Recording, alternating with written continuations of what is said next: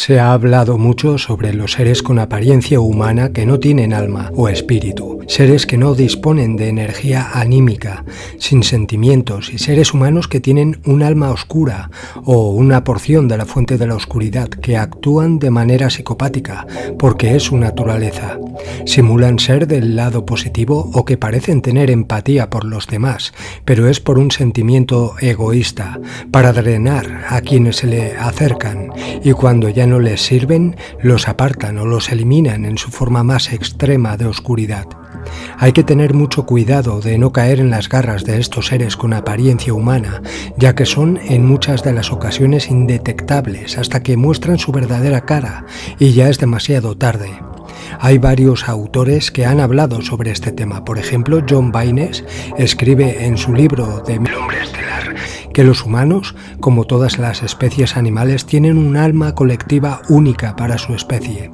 Este inconsciente colectivo ejerce una influencia desindividualizadora sobre los humanos, empujándolos hacia la mentalidad de rebaño y siguiendo a la multitud. Rupert Sheldrake llamaría a esto el campo morfogenético. Las personas que no han desarrollado su propia individualidad consciente son meros autómatas que siguen la influencia soporífera del inconsciente colectivo, como si fueran extensiones de una mente colmena.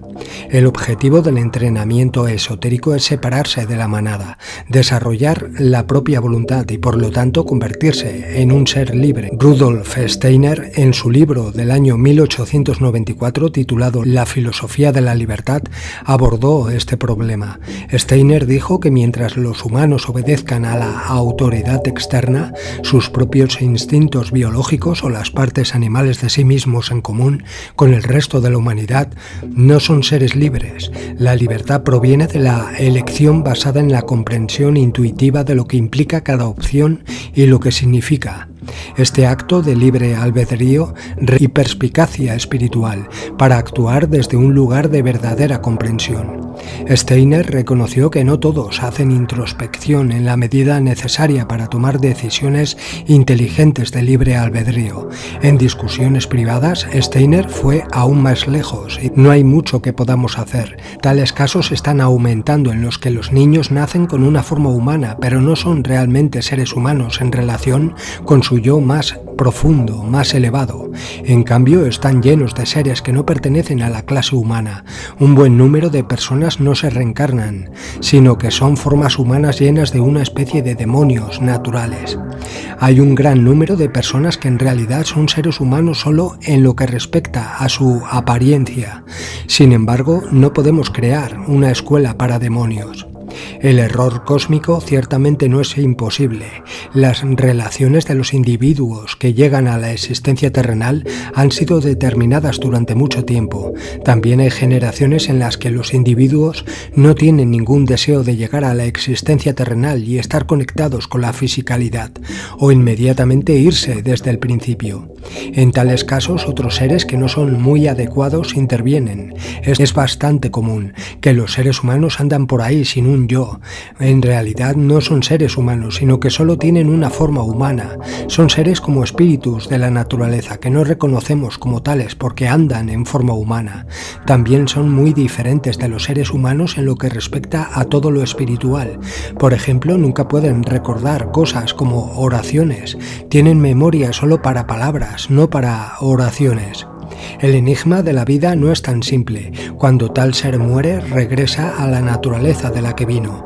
El cadáver se descompone, pero no hay una disolución real del cuerpo etérico y el ser natural regresa a la naturaleza. También es posible que ocurra algo como un autómata. Todo el organismo humano existe y podría ser posible automatizar el cerebro y desarrollar una especie de pseudomoralidad. No me gusta hablar de tales cosas, ya que a menudo hemos sido atacados incluso sin ellas. Imagínese lo que la gente diría si escuchara que decimos que hay personas que no son seres humanos. Sin embargo, estos son hechos. Nuestra cultura no estaría en tal declive si la gente sintiera con más fuerza que un número de personas están dando vueltas que, debido a que son completamente despiadadas, se han convertido en algo que no es humano, sino que son demonios. Gurdjieff habló de lo mismo. Sus conferencias, en vistas desde el mundo real, resumen su posición. Los humanos nacen como pizarras en blanco, como máquinas biológicas, sin autoconciencia. En algún momento de la vida, una persona desarrolla un yo o se ramifica en el camino opuesto hacia una mayor mecanización y decadencia. Entonces, según Gurdjieff, las personas vacías son aquellas que nunca han desarrollado su autoconciencia como deberían, pero todos comenzamos en igualdad de condiciones.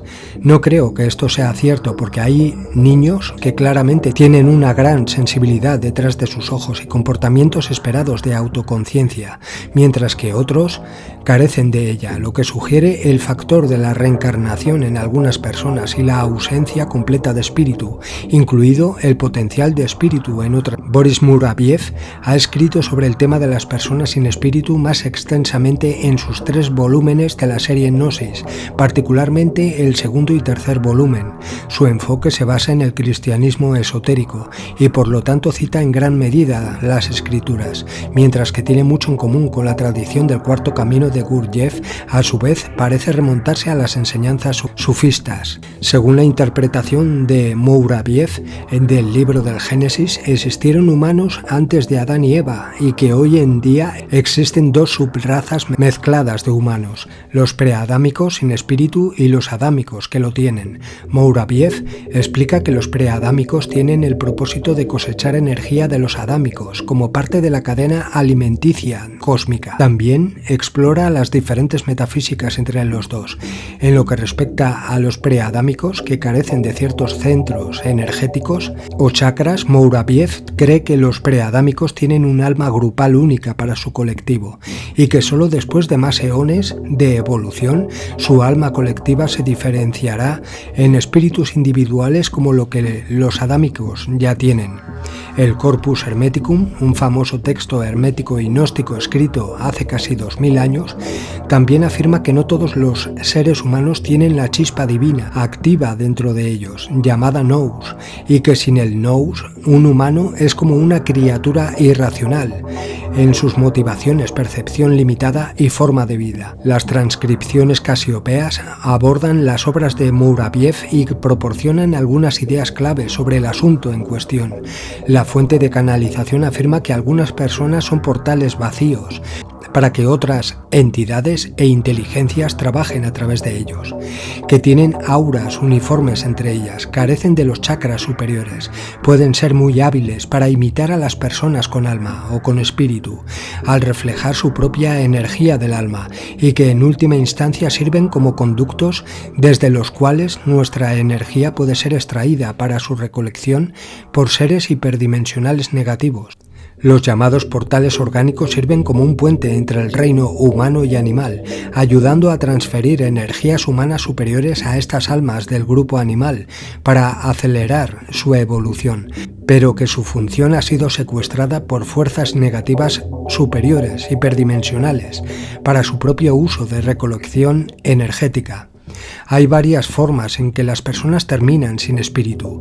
Algunos nacen así porque nunca se arraigó ningún espíritu, al igual que los asientos de un teatro que permanecen vacíos. Otros pueden haber comenzado con espíritu, pero lo tuvieron en algún momento de la vida.